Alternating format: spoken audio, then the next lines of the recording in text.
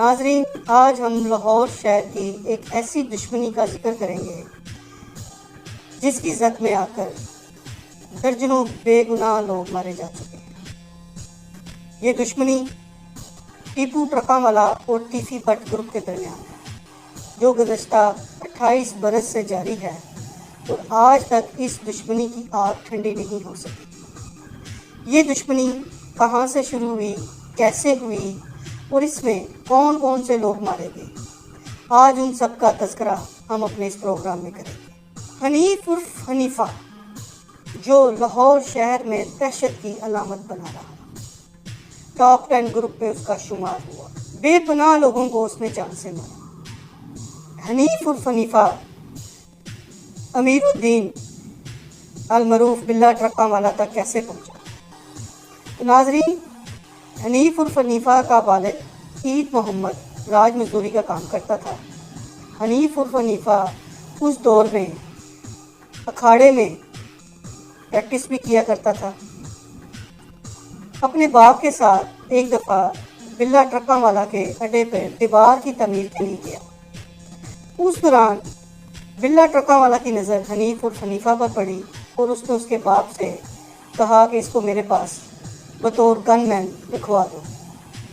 عید محمد کے لیے یہ خاصی خوشی کا معاملہ تھا کہ بلا ٹرکاں والا خود کہہ رہا ہے کہ اس کو میرے پاس رکھوا دو۔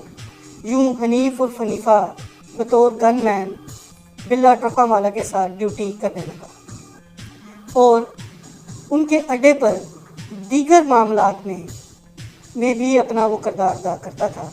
یہ بھی سننے میں آتا ہے کہ ایز اے لوڈر بھی وہ اپنی خدمات سر انجام دیتا تھا۔ اس دوران اس کی دوستی ٹیپو ٹرکاں والا کے ساتھ بھی تھی۔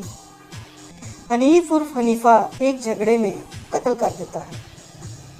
اس قتل میں ٹیپو ٹرکاں والا کا بھی کردار ہوتا ہے اور حنیف عرف حنیفہ یہ انکشاف کرتا ہے کہ وہ قتل ٹیپو ٹرکاں والا نے کرایا ہے۔ بلا ٹرکاں والا اس دور میں خاصے اثر و رسوخ کا مالک شخص تھا۔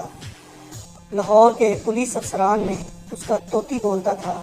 پولیس افسران کے ساتھ اس کے ذاتی تعلقات تھے، سو اس نے اپنے بیٹے ٹیپو ٹرکاں والا کو اس مقدمہ میں کلیئر کرا دیا۔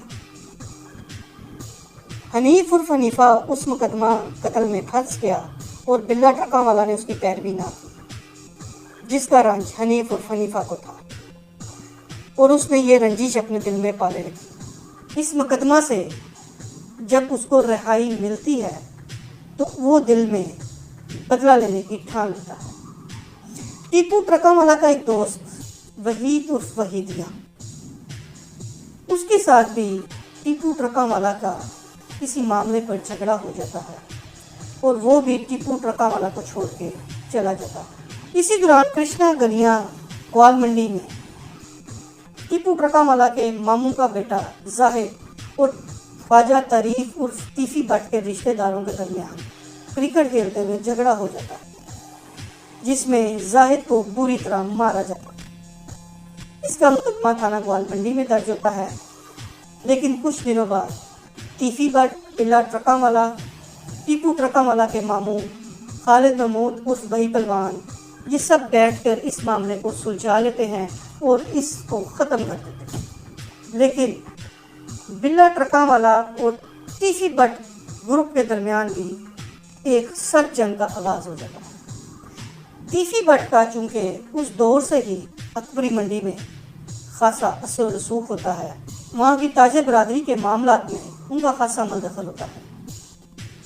بلا ٹرکاں والا کا کچھ ہی عرصہ بعد اکبری منڈی میں ایک دکان کے تنازع میں بھی کردار سامنے آتا ہے، جس میں ایک بار پھر ٹیفی بٹ گروپ کے ساتھ ان کا آمنا سامنا ہوتا ہے۔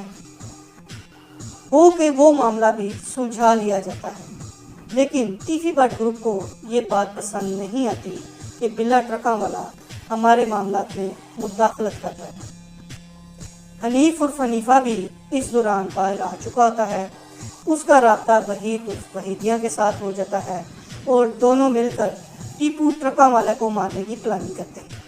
اس پلاننگ کے تحت حنیف عرف حنیفہ اپنے ساتھیوں وحید عرف وحیدیہ، شاہدہ لمبا، ناجی بٹ کے ساتھ مل کر ٹیپو ٹرکاوالا پر حملہ کرتا ہے۔ اس حملہ میں ٹیپو ٹرکاوالا محفوظ رہتا ہے۔ اس حملے کا مقدمہ تھانہ گوال منڈی میں درج کیا جاتا ہے۔ ٹیپو ٹرکاوالا کے والد بلا ٹرکاوالا اس دور میں خاصے اثر و رسوخ کے مالک تھے۔ ان کے پولیس افسران کے ساتھ ذاتی دوستیاں تھیں۔ ٹیپو ٹرکاوالا پر حملے کے ملزمان کو گرفتار کرانے کے لیے بلا ٹرکاوالا اپنا اثر و رسوخ استعمال کرتے ہیں اور پولیس کے ذریعے حنیف عرف حنیفہ وحید عرف وحیدیہ کے گھروں میں چھاپے مارے جاتے ہیں۔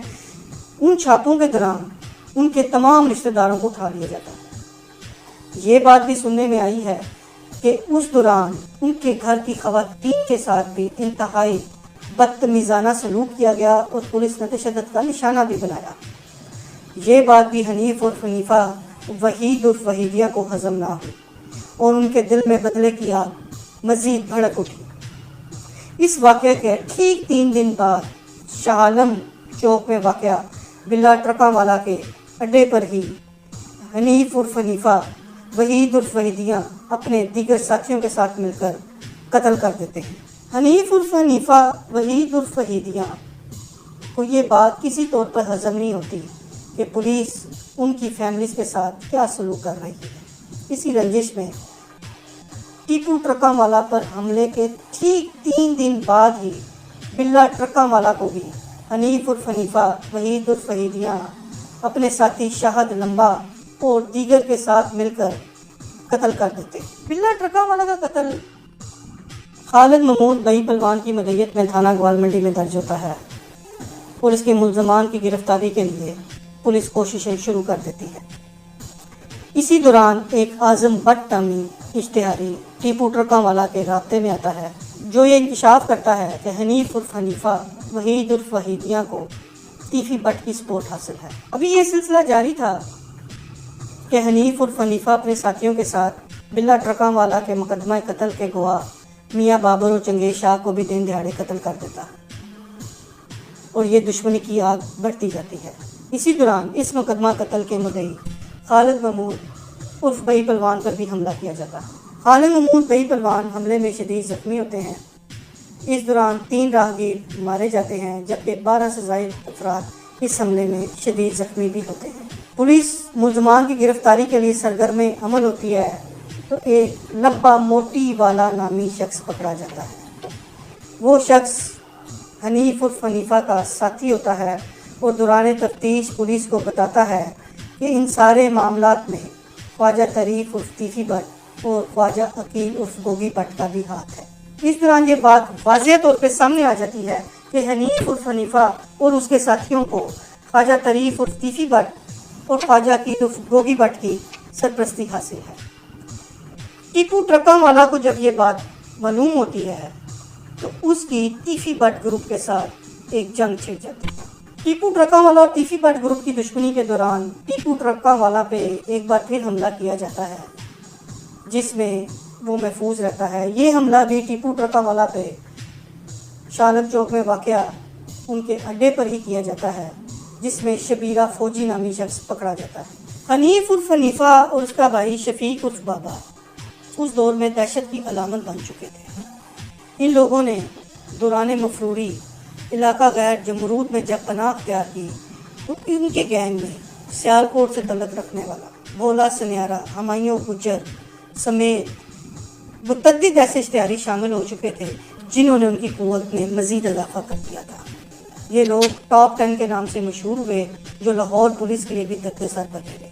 لاہور شہر میں دہشت کی علامت سمجھے جانے والا یہ ٹاپ 10 گروپ بارزاں پولیس مقابلوں میں مارا گیا، لیکن ٹیپو ٹرکاوالا اور ٹیفی بٹ گروپ کے درمیان دشمنی ختم نہ ہو سکی۔ ٹیپو ٹرکاوالا پر 1998 میں بھی ایک حملہ کیا جاتا ہے جو شبیرہ فوجی کے ذریعے ہوتا ہے، لیکن وہ اس حملے میں بھی محفوظ ہے۔ اس واقعے کے چند سال بعد 2003 میں ایوان عدل میں ایک بار پھر ٹیپو ٹرکاوالا پر قاتلانہ حملہ ہوتا ہے۔ یہ قاتلانہ حملہ خالد چٹا، مبین بٹ، عامر بوڑا، وحید عرف وحیدیہ، پنکی اور ان کے دیگر ساتھی کرتے ہیں۔ اس حملے میں ٹیپو ٹرکاوالا شدید زخمی ہوتا ہے جبکہ دیگر روایگیر بھی اس حملے میں زخمی ہو جاتے ہیں۔ ٹیپو ٹرکوں والا پر امان عدل میں جو حملہ ہوتا ہے اس کا مقدمہ خواجہ طریف عرف طیفی بٹ، خواجہ عقیل عرف گوگی بٹ، سابق پولیس انسپکٹر عابد باکسر، شفقت بگا بٹ پر درج ہوتا ہے۔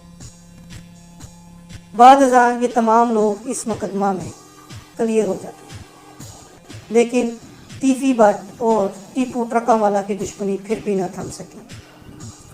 اس واقعے کے ٹھیک 7 سال بعد یعنی کہ 2010 میں ٹیپو ٹرکوں والا کو اس وقت قتل کر دیا جاتا ہے جب وہ دبئی سے لاہور ایئرپورٹ پہنچتا ہے۔ لاہور ایئرپورٹ کی پارکنگ میں ٹیپو ٹرکوں والا پر جو حملہ ہوا وہ جان لیوا ثابت ہوا اور وہ زندگی کی بازی ہار گیا۔ اس قتل کا مقدمہ بھی خواجہ طریف عرف طیفی بٹ، خواجہ عقیل عرف گوگی بٹ سمیت ان کے دیگر ساتھیوں پر درج ہوتا ہے، لیکن اس مقدمہ میں بھی خواجہ طریف عرف طیفی بٹ اور خواجہ عقیل عرف گوگی بٹ کلیئر ہو جاتے ہیں۔ ٹیپو ٹرکوں والا کے قتل کے بعد ان کا بیٹا بلاج ٹیپو جو دبئی میں او لیول کی تعلیم حاصل کر رہا تھا، اس کی عمر اس وقت 15 سے 16 سال تھی، اس کے سر پر خاندان کی ساری ذمہ داری ڈال دی جاتی ہے۔ بلاج ٹیپو کو جہاں وراثت میں کروڑوں کی جائیداد، چلتا ہوا کاروبار ملا، وہیں اس کی وراثت میں خاندانی دشمنی بھی آ گئی جو سالہ سال سے چل رہی تھی۔ بلاج ٹیپو نے اس دشمنی کو لے کے آگے چلنا شروع کر دیا۔